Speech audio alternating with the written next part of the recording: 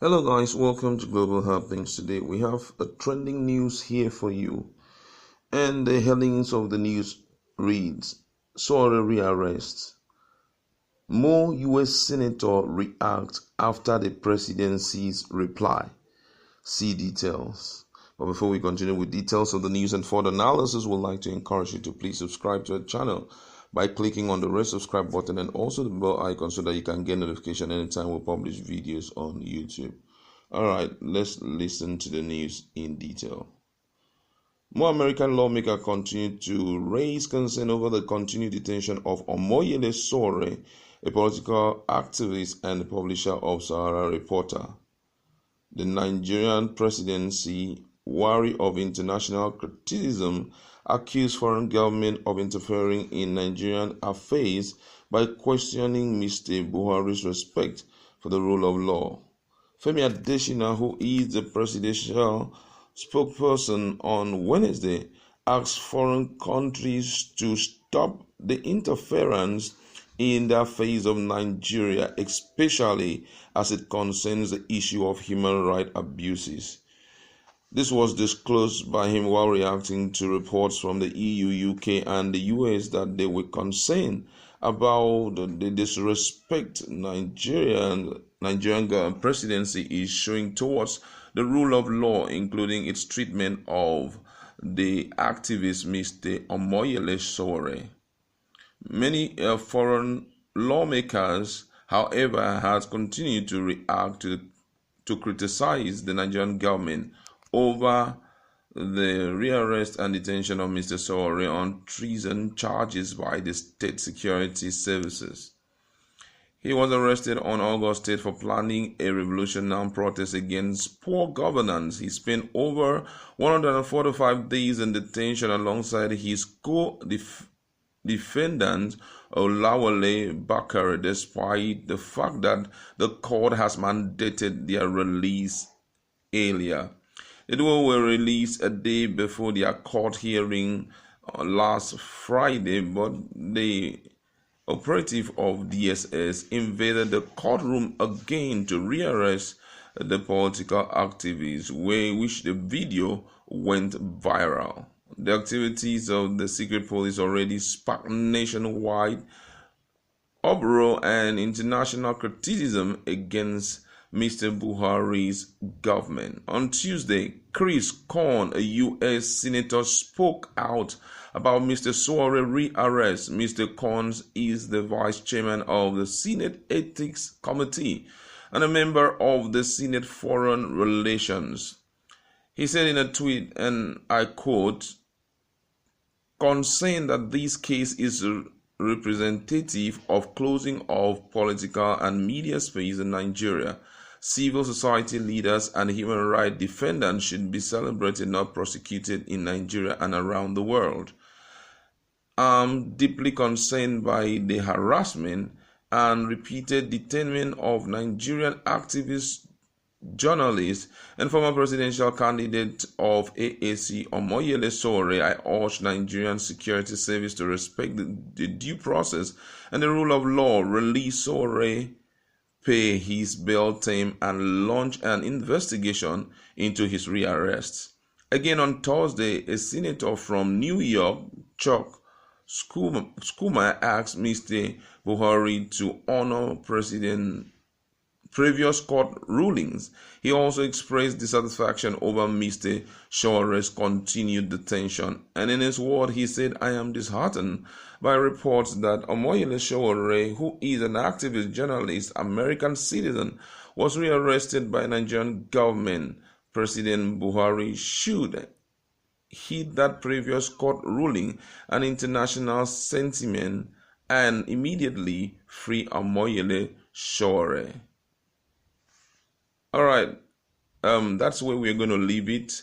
This is really a serious case because before now, a member of United States House of Representatives, one Karim Bass, did say that the act of DSS to Mr. Sowore violate a fragment of his fundamental human right. And the reason all of this was said was the fact that they are considering the level of arrest that and detention of different personality who, by the grounds of politics, they are being put in detention. The likes of the former National Security Advisor Sambo Dansuki and also Shiite leader Ibrahim El-Zakzaky. All of that has popped up a lot of response from the international body. And my colleague is in the house here, and we want to look at the reaction of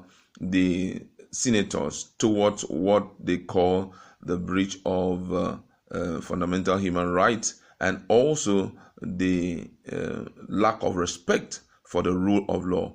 What do you think this massive response and reaction by these senators will cost Nigeria?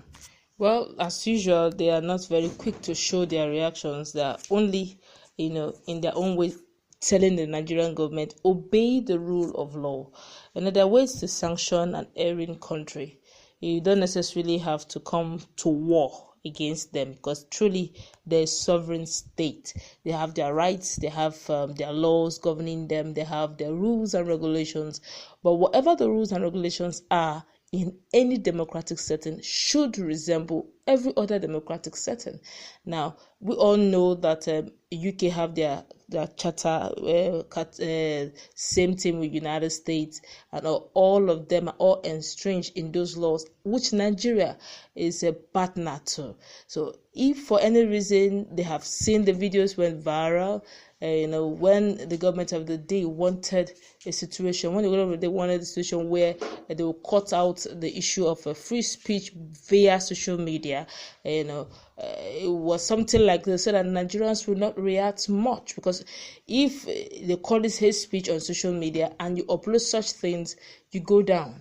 It was actually a tactical move by the government of the day, but we thank God that it didn't see the light of that, at least not for the now. Hello guys, welcome to Global Happenings today. We have a trending news here for you. Now, imagine if the situation where such things were not allowed and his speech came into bear and became a law, which means this that is happening, all these things that happened to Sowore will not be known by the people of the American Senate or even the UN and to just die within Nigeria, not even within Nigeria, within the space where Sowore is resident. But we thank God that the social media bill has not been passed, and social media has not passed to law, and that's why wherever they are, they can easily upload such things on the internet, and the internet has no respect for the publication, which means an American citizen, a senator can see what is happening, videos don't lie. So it's obvious that the rule of law is being broken, and they are now saying it.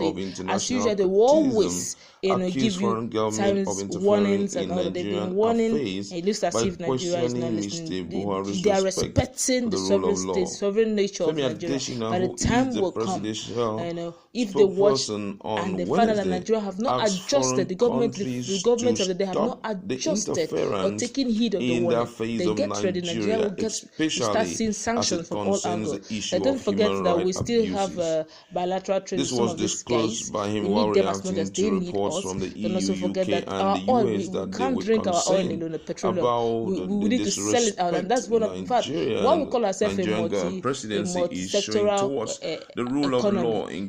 But I feel we are more of mono, we are not multi, which means we strongly depend on oil. And imagine if the sanction of PEC sanctions us, or the oil producing, one of the oil producing nations, say we can't sell our oil to the open market.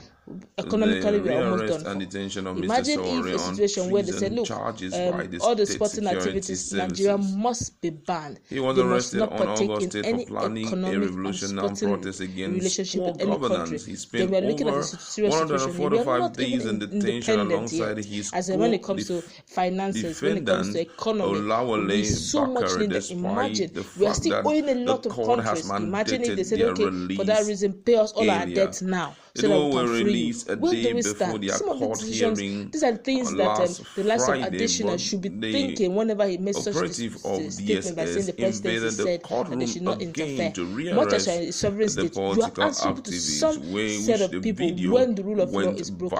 I just pray that they will generally heed this call and not put Nigeria in general in problem, because this sanction is not going to be just for the federal government, it's going to slap on all Nigerians as well. Imagine where we are not allowed to have free trade. Imagine where our oil is no longer acceptable in the free market, where we can't sell the major source of our income, as a country. What do you think will happen to the common man when they say even the way they're getting the money to even pay salaries, and I say they don't have such money, the common man will suffer. Concerned that this case is thank you very much. We are hopeful that this will begin to yield results, because I believe that by the time they keep mounting pressure and they're seeing international reactions, and Nigeria being put on the international spotlight, automatically it will force their hands to some extent, which I believe that may possibly happen. Don't forget that, as my colleague has rightly said, there's a lot of huge dependency on the international relations. For example, most of the trips that the president has been having, as I'm talking about medical trips that he's been having, it's not to any African country. It goes beyond the shores of Nigeria. It goes as far as UK, and UK has already, responded to the war against this sudden war against fundamental human rights of Nigerians. And with all of that, with this bilateral relationship we'll have with them, I don't think that the government of Libya will still want to maintain their position. Don't also forget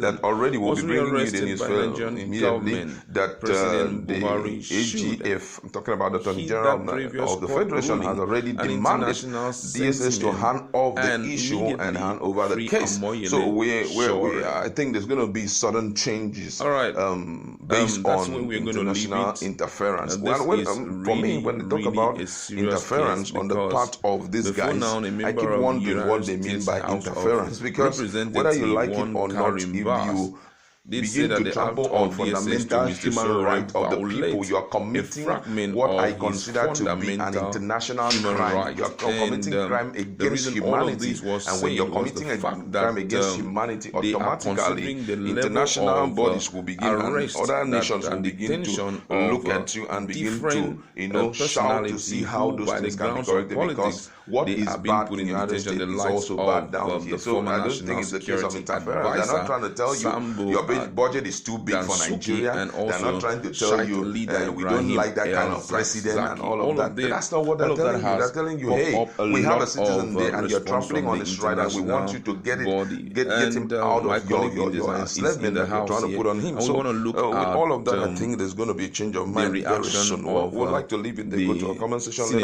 Towards what they call the breach of